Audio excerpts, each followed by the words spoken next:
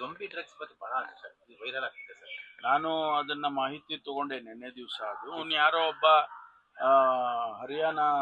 ಹರಿಯಾಣ ಪಂಜಾಬ್ ಬಂದು ಇಲ್ಲಿ ಕೆಲ್ಸಕ್ಕೆ ಬಂದಿದ್ದಾನೆ. ಅವನು ಡ್ರಿಂಕ್ಸ್ ಮಾಡುವಂಥದ್ದು ಅಭ್ಯಾಸ ಅಂತ. ಅವನು ಲಾರಿ ಡ್ರೈವರ್. ಅವನು ಹಿಂದೆ ಇದೆಲ್ಲ ಪಂಜಾಬ್ನಲ್ಲಿ ಡ್ರಗ್ಸ್ ಏನೋ ಯಾವಾಗಲೂ ತಗೊಂಡಿದ್ದ ಅಂತ ಹೇಳಿದ್ನಂತೆ. ಆಮೇಲೆ ಇದು ಯಾವ ಜೊಂಬಿನೂ ಇಲ್ಲ, ಏನಿಲ್ಲ.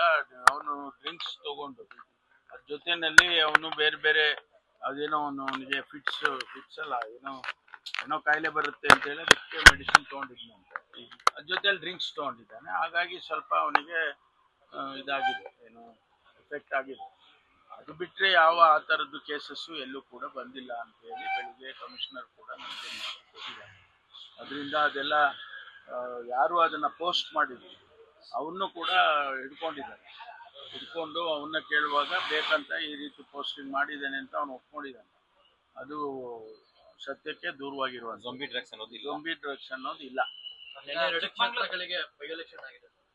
23ನೇ ಇಸ್ವಿನಲ್ಲಿ ಆಗಿರ್ತಕ್ಕಂಥ ಎಲೆಕ್ಷನ್ ಸರಾಸರಿ ಮತದಾನ ಕಡಿಮೆ ಆಗಿದೆ.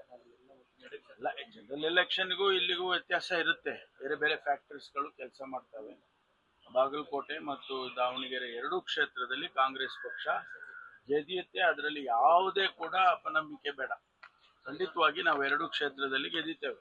ಚಿಕ್ಕಮಗಳೂರು ಶ್ರೀನಂದ ಬಾಲಕಿ ಏನೋ ಕಿಡ್ನಾಪ್ ಅಂತ ನಾನು ಇನ್ನು ಪ್ರಿಲಿಮಿನರಿ ಮಾಹಿತಿ ತಗೊಂಡಿದ್ದೇನೆ. ಅವ್ರು ಇನ್ನೂ ಕೂಡ ಟ್ರೇಸ್ ಮಾಡೋದಕ್ಕಾಗಿಲ್ಲ.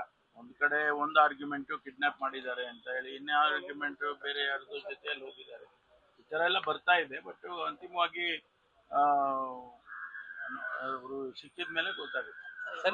ಹುಡುಕ್ತಾ ಇದ್ದಾರೆ. ಕಚೇರಿಯಲ್ಲಿ ಒಬ್ಳು ದಲಿತ ಮಹಿಳೆ ಅಧಿಕಾರಿಯನ್ನ ವಿವಸ್ತ್ರಗೊಳಿಸಿ ಅವಮಾನ ಮಾಡಿರೋ ಪ್ರಕರಣ ದಾಖಲಾಗಿದೆ.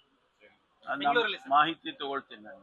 ಯಾಕೆಂದ್ರೆ ಅದಕ್ಕೆ DCRE ಇದು ಸ್ಟೇಷನ್ಸ್ ಎಲ್ಲ ಮಾಡಿದೆವು ನಾವು.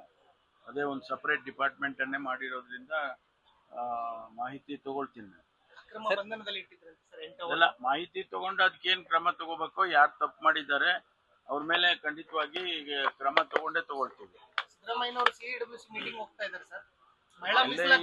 ಎಲ್ಲದನ್ನು ನಾನೇ ಉತ್ತರ ಕೊಡಕ್ಕೆ 100 ಪ್ರಶ್ನೆ ಕೇಳಿದ್ರೆ 100ಕ್ಕೆ ಉತ್ತರ ಕೊಡಕ್ಕಾಗಲ್ಲಪ್ಪ. ನಮಗೆ ಸಂಬಂಧಪಟ್ಟಿದ್ದು ಕೇಳಿ. ಯಾವ್ದಾರ ಪೊಲಿಟಿಕಲ್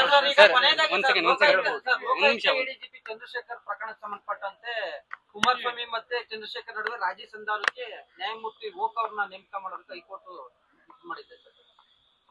ಅದೆಲ್ಲ ನನಗೆ ಮಾಹಿತಿ ಇಲ್ಲ ಸರ್.